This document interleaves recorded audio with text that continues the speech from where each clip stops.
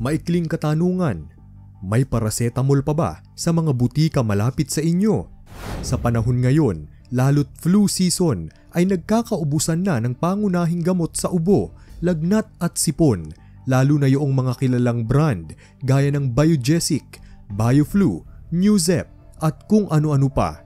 Bukod kasi sa marami ang nagkakasakit ngayon, panic buying din kasi ang mga Pilipino at malamang sa malamang wala na ring stock sa mga sikat na butika sa inyo kagaya ng Mercury Drugs, Generica at South Star. Kahit sa mga maliliit na butika, nagkakaubusan na rin. Kaya naman, paalala lamang, mag-ingat sa mga nagkalat na peking gamot at beware sa mga palatandaang ito. Una sa ating listahan ay ang Biogesic. Sa one of the most trusted paracetamol brand, Biogesic, tandaan mo ang mga palatandaang ito. Ang larawang ito ay ang authentic brand at ito naman ang counterfeit. Tingnan nyo ang pinagkaiba. Spot the difference sa kulay ng tablet, posisyon ng logo, security mark at expiry date. Pagdating naman sa pattern ng packaging, ang authentic Biogesic ay may diamond pattern habang ang fake naman ay may dotted pattern. Ang pangalawa, medical advance. Sa mga masakit ang ulo, spot the difference between authentic at counterfeited medical advance. Pagdating sa kulay, pagmasdan ninyo ang pagkakaiba. Iba-iba ang kulay ng mga peking medical advance. Kayo na ang humusga. Pagkumparahin rin natin ang pagkakaiba pagdating sa posisyon ng logo, security mark at syempre, print color sa likod. Pangatlo, Tuceran Forte. Sa mga inuubo, narito ang comparison ng authentic at counterfeited Tuceran Forte. Pagdating sa packaging, makikita natin ang pinagkaiba ng font style at font size ng brand. Gayun din ang itsura ng logo na nakaprint dito.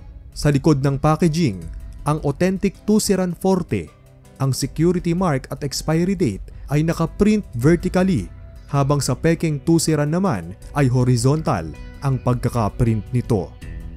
Pang-apat, Ponstan. Sa mga sumasakit ang ngipin, beware sa iinumin mo. Kahit kasi ang gamot sa sakit ng ngipin ay napepeke na rin ngayon. Kaya naman imbes na maremedyohan ang namamaga at kumikirot ng ngipin, baka lalo pa itong sumakit. Suriin natin ang pagkakaiba ng authentic at fake na mefenamic acid o Ponstan mula sa kumpanyang Pfizer. Panglima, BioFlu. Ubo at sipon o lagnat, i-BioFlu na yan. Pero ingat tayo sa pagbili ng BioFlu dahil baka hindi na lang symptoms ng flu ang indahin mo. Masdan ang pinagkaiba ng authentic BioFlu at ang counterfeit nito. Tignan mo ang kulay at ang print ng packaging sa likod. Pagdating sa print color, mas matingkad ang authentic at may nakasulat pang film-coated tablet sa likod. Tingnan din ang pagkakaiba sa pag-i-indicate ng milligram sa likod. Sa harapan naman, makikita ang kulay ng tablet. Magkaiba ang kulay ng authentic sa fake. Isang palatandaan din ay ang pagkakaprint ng expiry date. Mas malinaw ang pagkakaprint ng expiry date nito kumpara sa peking BioFlu. Ilan lamang iyan sa mga fake na gamot na minamanufacture at ibinebenta sa merkado ngayon. Base sa warning na inilabas ng Food and Drug Administration, pinag-iingat din nila ang publiko sa masamang epekto nito. Kaya naman kaunting payo lang, mas safe kung bibili tayo sa mga trusted na butika. Tignan na lang natin ang kumakalat na larawang ito sa Facebook. Sa caption ng larawan, lumabas na nakainom pala ang babae ng fake na Biogesic. Kaya naman imbes na gumaling ay dumami pa ang iniinda ni ate. Kaya naman mga kababayan, beware o mag-ingat.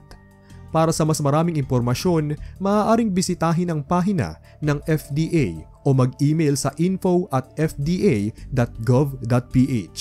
At kung magre-report ka naman, makipag-ugnayan sa kanila at mag-email sa report@fda.gov.ph.